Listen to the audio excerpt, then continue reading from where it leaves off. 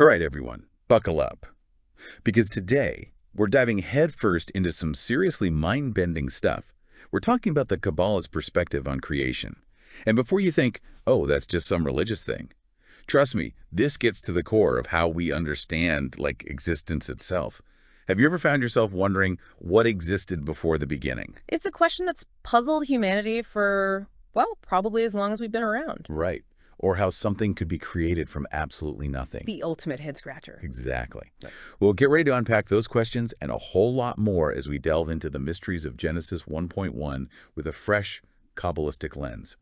And let me tell you, the sources we're diving into for this deep dive are fascinating. We're talking ancient texts, philosophical interpretations, even some surprisingly modern takes on these age-old ideas. It's a real testament to how these ideas continue to resonate, even after centuries. Absolutely. But I will say, buckle up, because things are going to get pretty complex pretty quickly. That's part of what makes it so fascinating, though. Kabbalah doesn't shy away from the really big questions, the ones that have puzzled philosophers and theologians for, well, millennia.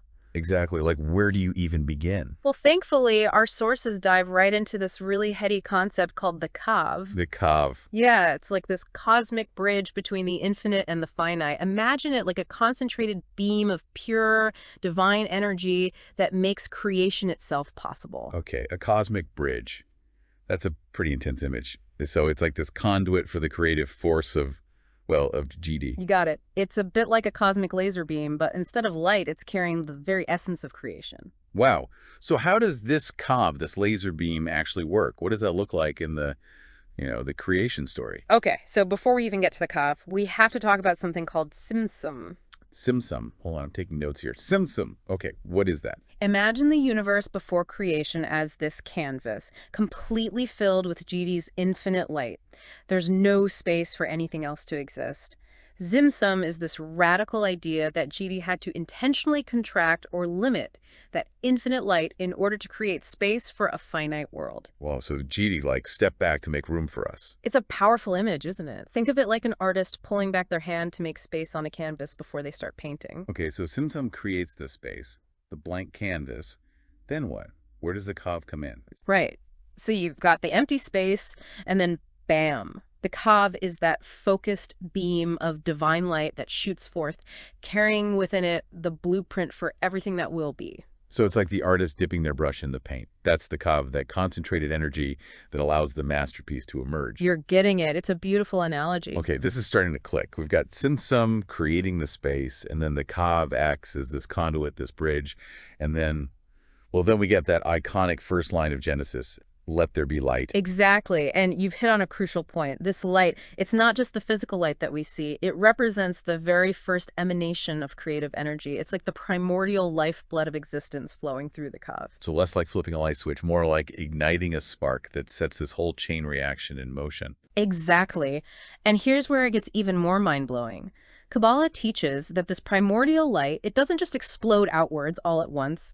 It unfolds gradually, in stages, through a system of 10 emanations called the Sefirot. The Sephiros, like levels or dimensions of creation. Think of it like this. That initial light, it contained within it the blueprint for an entire universe. Every galaxy, every atom, every blade of grass, all contained within that first spark. The Sefirot are like the different ways that light unfolds, the different expressions of that creative energy. Wow, that's a lot to process. So the Sefirot are like these building blocks, these fundamental forces through which creation unfolds. Precisely. Each Sephirah represents a different aspect of G's infinite nature, a different facet of creation. And as these Sephirah interact, as they combine, they give rise to all the incredible diversity and complexity we see in the world around us. Okay, Sephirah, facets of creation, got it. So how does this all connect back to the Torah? We've been throwing around a lot of Hebrew terms, but we started with Genesis, right? Exactly, and that's where it gets really exciting, because when we look at Genesis 1.1, even just that first verse, through the lens of Kabbalah, it takes on a whole new dimension of meaning. Okay, so let's break it down word by word. Genesis 1.1. In the beginning, G created the heavens and the earth. All right, so Bereishit, that very first word, it's usually translated as in the beginning, right? Right, like a starting point in time. But Kabbalah says, hold on a sec. It's not so much about a point in time, but more like the primordial blueprint. the very thought of creation, existing even before any action takes place. Okay, so even before the universe as we know it existed, there was this divine thought, this blueprint. Precisely. It's a wild concept, but it suggests that creation wasn't just random, it was a deliberate act arising from this profound thought. A divine intention, so to speak. You got it. Okay, I'm trying to wrap my head around that. So Bereshit is like the blueprint. Mm-hmm. What about bara? That's the next word, right? Yeah. And that usually gets translated as what? Created. Exactly, bara, created. But it doesn't just mean forming something from existing material, like a sculptor with clay. Right. It implies creation ex nihilo, something from absolutely nothing. No raw materials, just pure potential, springing forth from that initial divine thought, that Bereishit. Ex nihilo, wow. That's a concept that's always kind of blown my mind, but also been hard to really grasp. Like, where does everything come from if there was nothing to begin with? It's the ultimate question, isn't it? And Kabbalah offers this really unique perspective.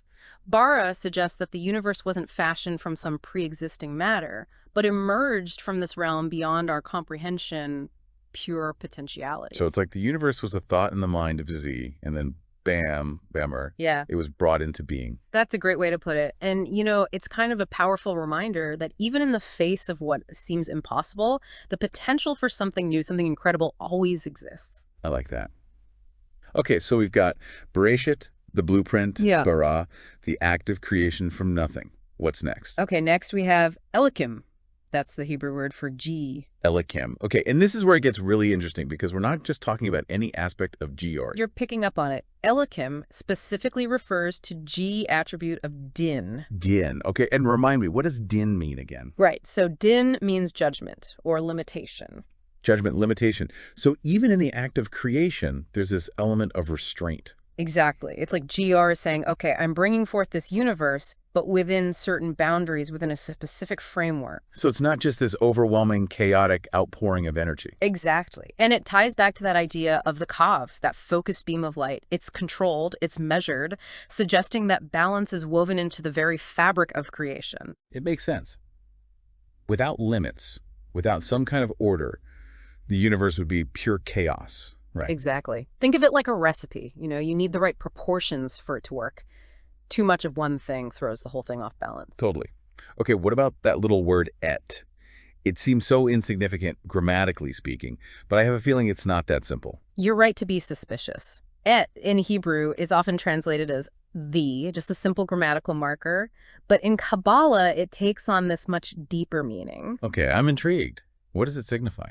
Totality, wholeness. It means that Yud created everything, the entirety of the heavens and the earth. Nothing exists in isolation. It emphasizes that interconnectedness of everything in the universe. Okay, so et is like this subtle but really important emphasis on the completeness of creation. Exactly. And it sets the stage for understanding the next two words, Hashamim, the heavens, and Haaretz, the earth. And of course, those aren't as straightforward as they seem either. Yes, into catching on.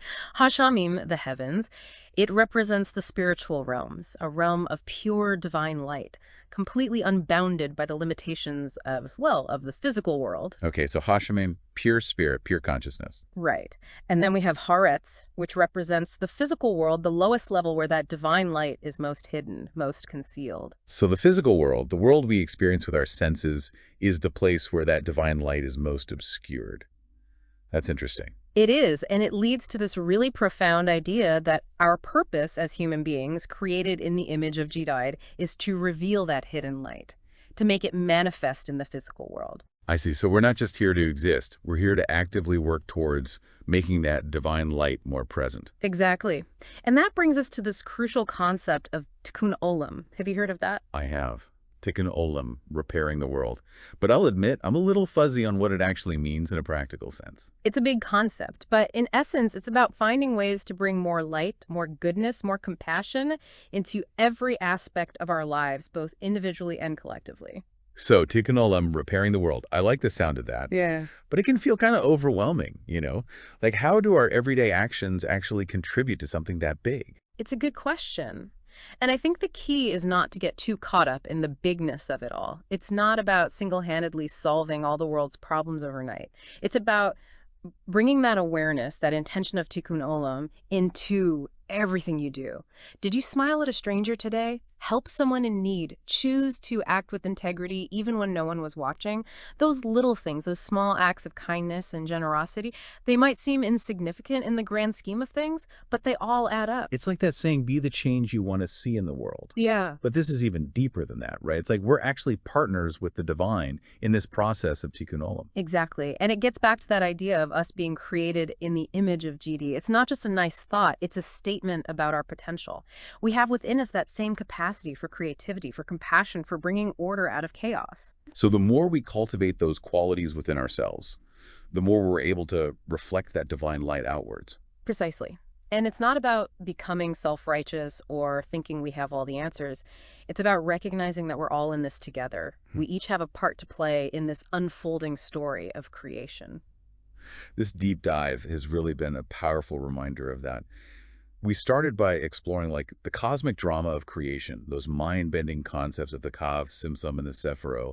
And then we journeyed all the way down to the level of everyday life, seeing how those big ideas actually play out in our relationships, our actions, our very way of being in the world. And that's the beauty of Kabbalah, isn't it? It bridges that gap between heaven and earth, between the spiritual and the material, showing us that even the most, profound truth can be found in those seemingly ordinary moments. So as we wrap up this incredible exploration, what's one key takeaway you hope our listeners will carry with them? If there's one thing I hope listeners take away from this, it's this.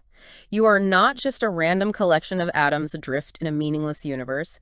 You are a spark of the divine, imbued with infinite potential. And with every breath you take, with every choice you make, you have the power to reveal that light, to contribute to this incredible story of creation in ways both profound and deeply personal. It's a powerful message, and one that I know will stay with me.